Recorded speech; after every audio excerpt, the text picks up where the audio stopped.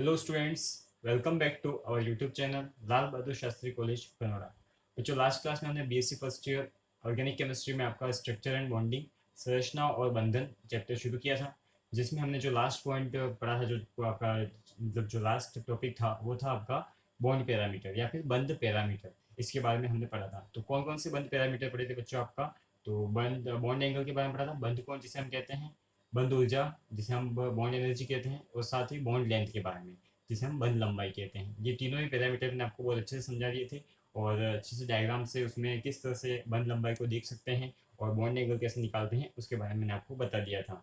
तो बंध ऊर्जा क्या होती है बच्चों? तो किसी भी परमाणु में या किसी भी अणु में जब दो परमाणुओं के बीच बने हुए बंध को उसको तोड़ने के लिए जो रिक्वायर्ड एनर्जी होती है, आवश्यक ऊर्जा, आवश्यक न्यूनतम ऊर्जा, वो आपकी क्या हो जाएगी? बंध ऊर्जा।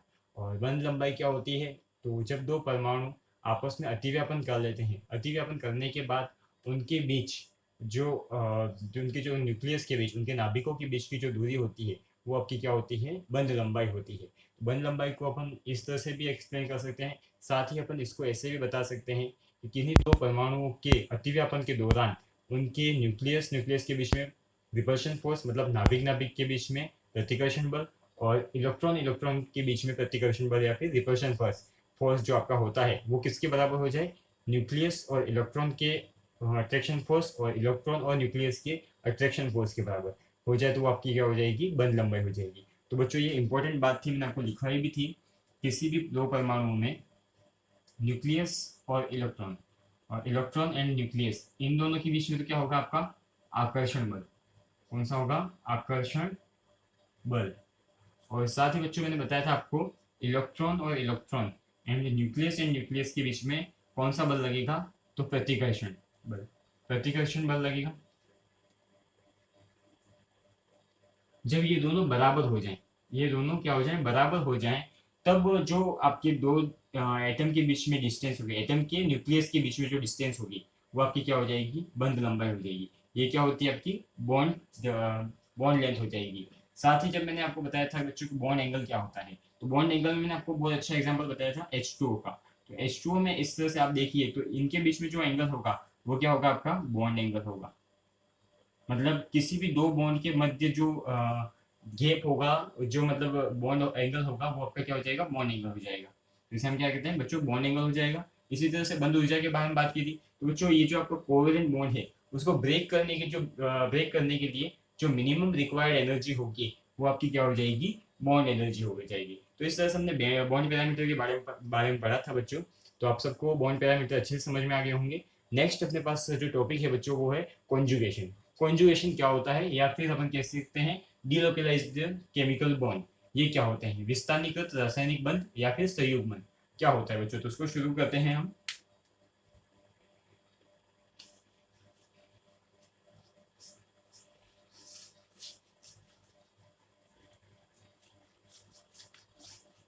तो बच्चों, संयुग्मन या फिर डीलोकलाइजेशन होता है, वो क्या होता है? जैसे हमारे पास कोई भी आपका सहसंयोजक बंध है, सहसंयोजक बंध की हम बात करें तो उसमें सिग्मा और पाई।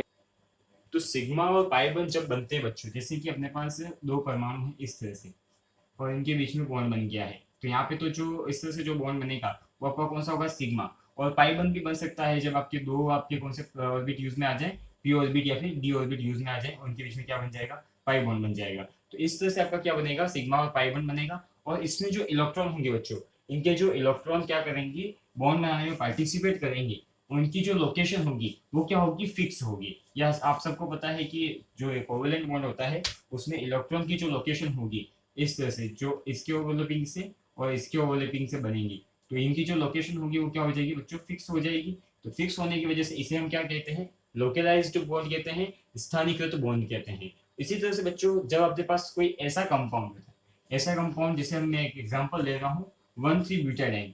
बहुत ही अच्छा एग्जांपल है इस कॉन्सेप्ट को समझाने के लिए। तो बच्चों, जैसे कि अपने पास 1,3-ब्यूटाडाइन है, तो उसको समझिएगा।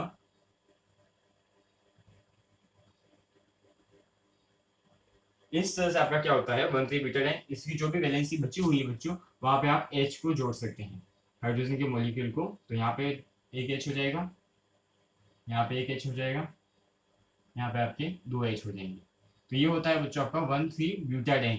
तो कैसे इसको नोमेनक्लेचर करते हैं बच्चों, 1 2 3 4 करो या फिर 1 2 3 4 करो।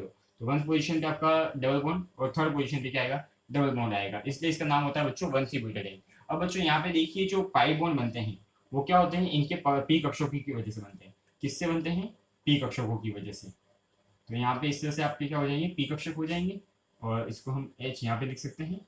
इस पाई बॉन्ड को मैंने हटाया और यहाँ पे इस तरह से बना दिया। तो यहाँ पे जो बॉन्डिंग होगी वो कुछ इस तरह से होगी। तो जो जब भी ये इस तरह से बॉन्ड बनता है तो इनकी जो पाई बॉन्ड है, अब जैसे यहाँ पे क्या है, ये भी पी कक्षक है, ये भी पी कक्षक, ये भी पी और ये भी। तो इनके जो इलेक्ट्रॉन है कभी कभी क्या होता है कि इस तरह से इनका अरेंजमेंट होता है कि ये वाले इलेक्ट्रॉन कभी कभी इसकी तरफ चले जाते हैं, मतलब ये जो स्पेस बचा हुआ है इसके ऊपर शिफ्ट हो जाते हैं, और इनके बीच में क्या बन जाता है, आपका पाई बॉन्ड बन जाता है। इसके बीच में पाई बॉन्ड बनेगा तो यहाँ पे क्या आएगा, पॉजिटिव चार्ज आएगा बच्चों आपका, और यहाँ पे क्या आएगा, इसके इलेक्ट्रॉन इसकी तरफ जाएंगे तो नेगेटिव चार्ज। और कभी कभी क्या होता है बच्चों की ये अपोजिट हो जाते हैं, यहाँ पे नेगेटिव आ जाता है और यहाँ पे क्या आ जाता है, आपका पॉजिटिव आ जाता है। और फिर बाद में क्या हो जाता है, अपने आप ये अपने आप को स्टेबल करने के लिए वापस यहाँ पे बॉन्ड बना लेंगे और यहाँ पे बॉन्ड बना लेंगे। तो ये जो इलेक्ट्रॉन का ट्रांसफर होता है, डीलोकलाइजेशन होता है, मतलब लोकलाइज्ड क्या होता है, फिक्स, मतलब जो इलेक्ट्रॉन की पोजीशन है वो फिक्स रहेगी, और डीलोकलाइजेशन में क्या होगा कि जो इलेक्ट्रॉन की पोजीशन है वो चेंज होती रहेगी, मतलब पाई बॉन्ड के जो इलेक्ट्रॉन है वो घूमते रहेंगे। जैसे आप बेंजीन का एग्जांपल लीजिए, तो बेंजीन में क्या होता है बच्चों, बेस्ट डीलोकलाइजेशन होता है, जिसकी वजह से उसकी स्टेबिलिटी भी बढ़ती है, मतलब कि जो पाई बॉन्ड के इलेक्ट्रॉन है वो उसकी रिंग में चारों ओर क्या होता है, घूमते रहते हैं, जिसकी वजह से वो क्या करता है, रिजोनेंस शो करता है। ये सब आपको पता है बच्चों, जब आपने ऑर्गेनिक स्टार्ट की होगी पढ़ने, तब पाई बॉन्ड जो होते हैं उनके बारे में भी पढ़ा होगा, साथ ही बेंजीन के जो स्ट्रक्चर है उसके बारे में भी आपने पढ़ा होगा। तो बच्चों डीलोकलाइजेशन क्या होता है, तो जो ये इलेक्ट्रॉन का इससे शिफ्ट होना, जिसमें कि इनके जो बॉन्ड है, जैसे ये पूरा बॉन्ड पाई बॉन्ड यहाँ से यहाँ पे शिफ्ट हो रहा है। अपन जैसे बात करें किसी भी स्टेबल कंपाउंड में, स्टेबल कंपाउंड में बात करें, जैसे अपन इथिन ले लेते हैं।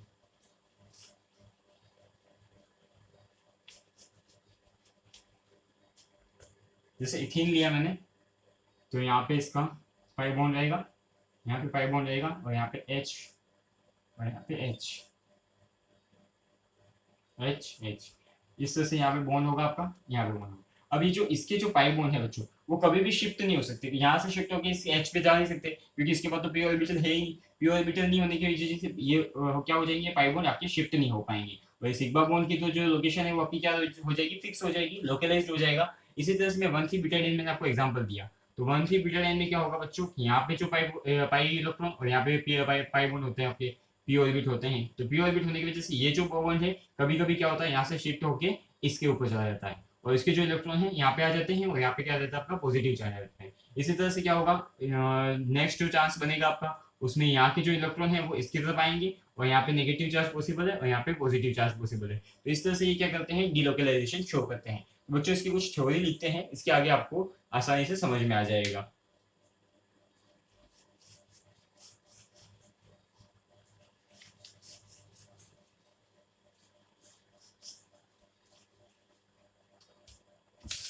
तो सबसे पहले लिखिएगा बच्चों, सहसंयोजक बंध, सहसंयोजक बंध, सहसंयोजक बंध सिग्मा अथवा पाई,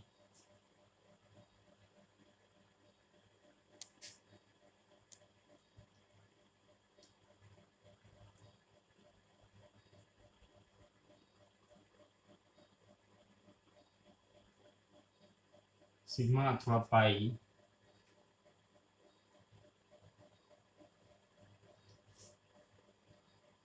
बंध के, बंध के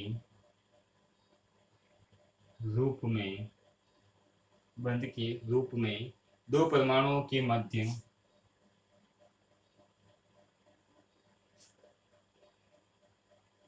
दो परमाणुओं के मध्य, दो परमाणुओं के मध्य किसी भी संरचना में, किसी भी संरचना में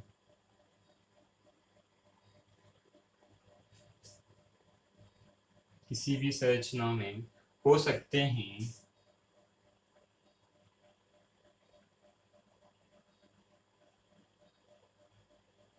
हो सकते हैं। इन बंधों का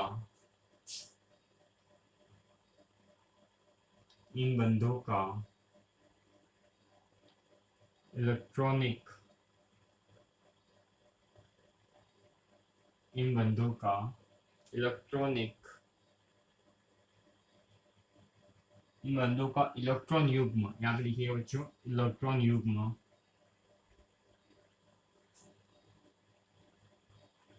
इलेक्ट्रॉन युग्म इलेक्ट्रॉन युग्म दोनों बंधित परमाणुओं से दोनों बंधित परमाणुओं से दोनों बंधित परमाणुओं से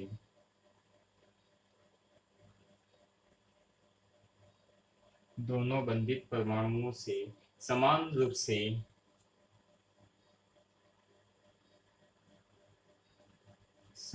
से जुड़ा होता है समान रूप से जुड़ा होता है इसे स्थानीयकृत बंध कहते हैं। इसे स्थानीयकृत बंध कहते हैं। तो जो लोकलाइज्ड बॉन्ड होता है इसे क्या कहते हैं बच्चों? Localized bond.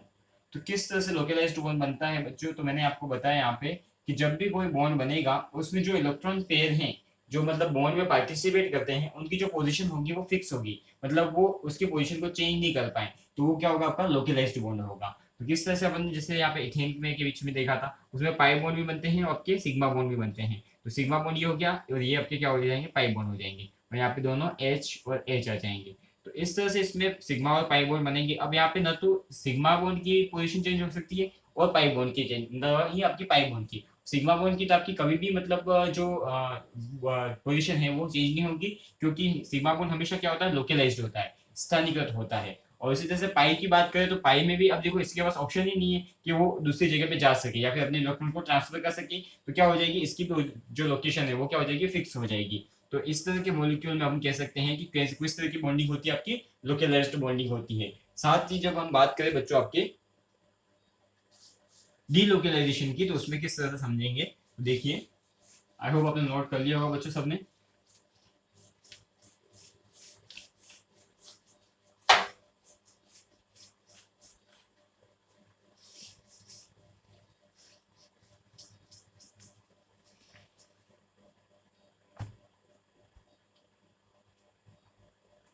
लिखिएगा डीलोकलाइजेशन के लिए, यदि किसी संरचना में यदि किसी संरचना में पाई बंध यदि किसी संरचना में पाई बंध सिग्मा बंध के लंबवत पाई बंध सिग्मा बंध के लंबवत सिग्मा बंध के लंबवत इस प्रकार बने कि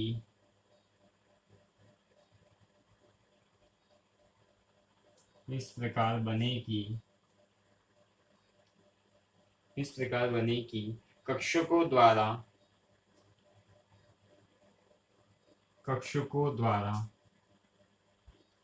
सामान्य अतिव्यापन कक्षकों द्वारा सामान्य अतिव्यापन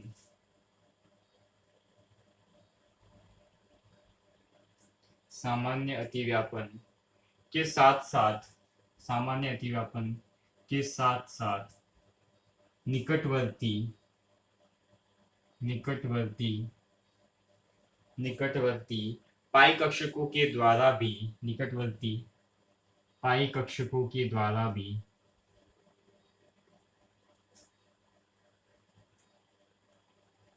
पाई कक्षकों के द्वारा पाई कक्षकों के द्वारा भी अतिरिक्त अतिव्यापन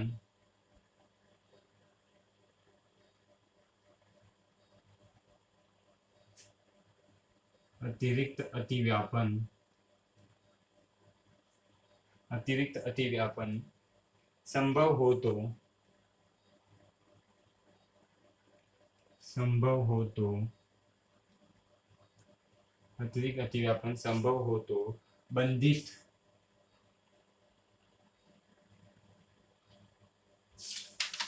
बंधित इलेक्ट्रॉन युग्म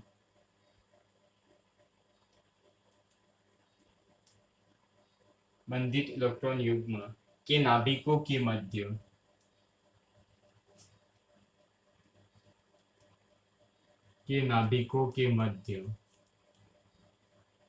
बंधित इलेक्ट्रॉन युग्म के नाभिकों के मध्य अवस्थित न होकर अवस्थित न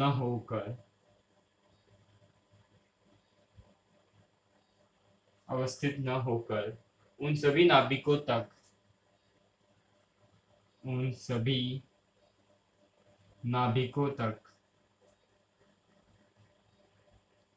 विस्थानीकृत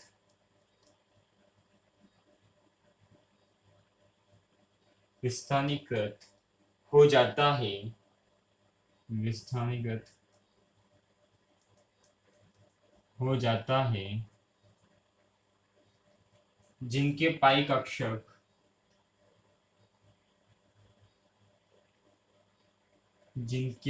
कक्षक अतिरिक्त अतिव्यापन में भाग ले रहे हैं, जिनके पाई कक्षक अतिरिक्त अतिव्यापन में भाग ले रहे हैं। तो बच्चों यहाँ पे समझिएगा, यदि किसी संरचना में पाई बंध सिग्मा बंध के लंबवत, क्या होगा, पाई बंध सिग्मा बंध के लंबवत हो, इस प्रकार बने कि कक्षकों को द्वारा सामान्य अतिव्यापन के साथ साथ पाई कक्षकों के द्वारा अतिरिक्त अतिव्यापन संभव हो तो बंधित इलेक्ट्रॉन युग्म के नाभिक के मध्य अवस्थित न होकर उन सभी नाभिकों तक विस्थानीकृत हो जाता है, जिनके पाई कक्षक अतिरिक्त अतिव्यापन में भाग ले रहे हैं। यहाँ पे एक लाइन आपको और जोड़नी है बच्चों, किसी नाभिकों के मध्य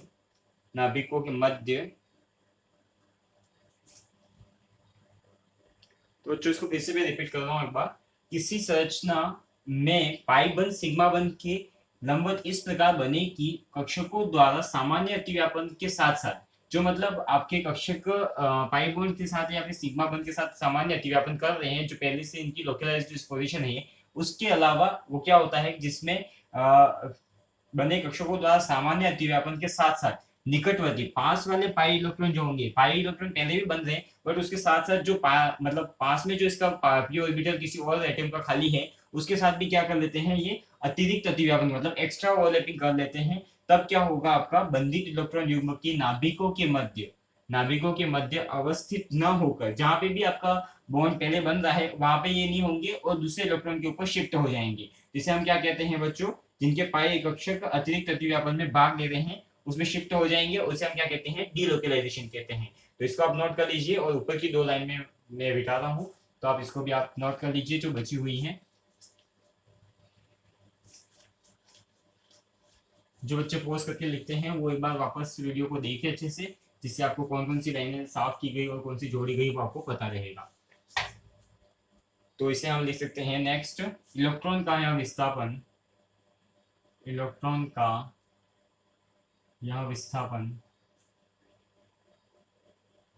विस्थापन या फिर विस्थानीकरण, यहाँ पे ब्रैकेट में लिख सकते हैं विस्थानीकरण या डीलोकलाइजेशन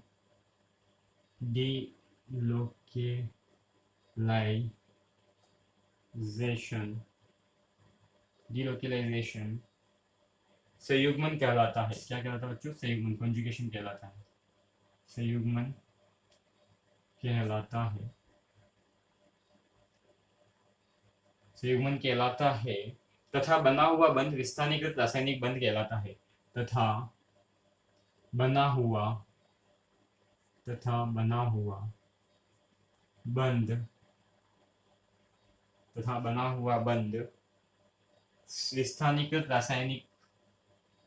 विस्थानीकृत कृत मतलब डीलोकलाइज्ड आपका स्थानीयकृत रासायनिक बंध कहलाता है तो बच्चों आपको डीलोकलाइजेशन जो समझ में आ गया होगा बॉन्ड में किस तरह से होता है, इसको आप नोट कर लीजिए। साथ ही आप 1,3-ब्यूटाडीन का एक स्ट्रक्चर बना के इसको समझ सकते हैं और साथ ही लोकलाइज्ड बॉन्डिंग को भी इसी तरह से समझ सकते हैं। मैंने जैसे इथाइन का आपको एथीन का पहले स्ट्रक्चर बना के बताया था, तो उसमें क्या हो सकता है आपका लोकलाइज्ड बॉन्डिंग हो सकती है और 1,3-ब्यूटाडीन में आपकी डीलोकलाइज्ड बॉन्डिंग होगी। तो सबसे पहले हम लोकलाइज्ड बॉन्डिंग की बात करेंगे, जिसमें मैं एथीन बना रहा हूँ और कुछ इस तरह से आपका एथीन बनेगा, जिसमें इस तरह से आपके पाई इलेक्ट्रॉन होंगे, यहाँ पे आपका H आ जाएगा और ये H इस तरह से, और इस तरह से यहाँ पे H और यहाँ पे आपका सिग्मा रहेगा और यहाँ पे अपन कह सकते हैं पाई रहेगा। तो इसे हम कहते हैं स्थानीयकृत बंध। क्या कहते हैं बच्चों? स्थानीयकृत बंध, या फिर इंग्लिश में कहेंगे लोकलाइज्ड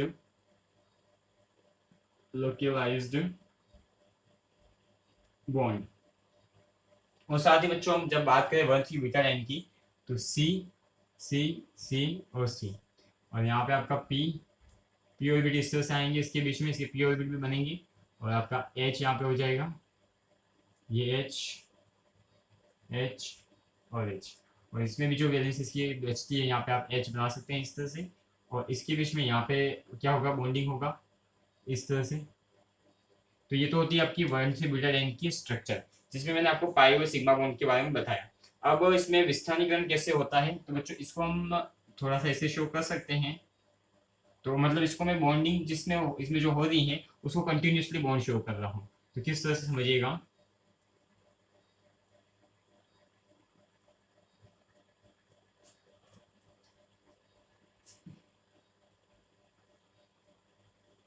किस तरह से विस्थापन होता है वो समझिएगा। तो बच्चों अगर मैं चाहूँ तो इसमें इस तरह से बना दूंगा, तो इसमें आपको लगेगा कि इसकी जो वैलेंसी है वो कंप्लीट नहीं हो पाएगी, क्योंकि मैं यहाँ पे H भी जोड़ूंगा। तो H के जोड़ने की वजह से इसकी जो वैलेंसी है वो इसकी कंप्लीट नहीं हो पाएगी। और साथ ही अगर मैं यहाँ से H हटा देता हूँ या फिर इसको H नहीं हटा, तो इस बॉन्ड को मेरे को ब्रेक करना होगा, तभी इसकी वैलेंसी क्या होगी, कंप्लीट होगी। तो बच्चों हम कह सकते हैं यहाँ पे कि ये जो बॉन्ड है वो यहाँ से यहाँ शिफ्ट होगा, उसके ऊपर पॉजिटिव चार्ज इस तरह से, और यहाँ से ये शिफ्ट हो जाएगा इसके इलेक्ट्रॉन को लेके, तो निगेटिव चार्ज इस तरह से आएगा। और इसमें क्या होगा आपका डीलोकलाइजेशन ऑफ बॉन्ड या फिर डीलोकलाइजेशन ऑफ इलेक्ट्रॉन भी कह सकते हैं। तो इस तरह से अपना ये टॉपिक कंप्लीट होता है। कौन सा? संयुग्मन अथवा विस्थानीकृत बंध के बारे में हमने पढ़ा। तो विस्थानीकृत बंध इस तरह से होते हैं। आई होप आपको सबको समझ में आ गया होगा डीलोकलाइजेशन ऑफ बॉन्ड। और इसका सबसे बेस्ट एग्जांपल बच्चों बेंजीन में होता है। बेंजीन में क्या होता है, डीलोकलाइजेशन होता है, इसकी वजह से वो क्या करता है, एरोमेटिसिटी शो करता है। बच्चों आज की क्लास में हम इसी टॉपिक को रखेंगे, नेक्स्ट क्लास में हम नया टॉपिक लेंगे। थैंक यू सो मच आज की क्लास के लिए।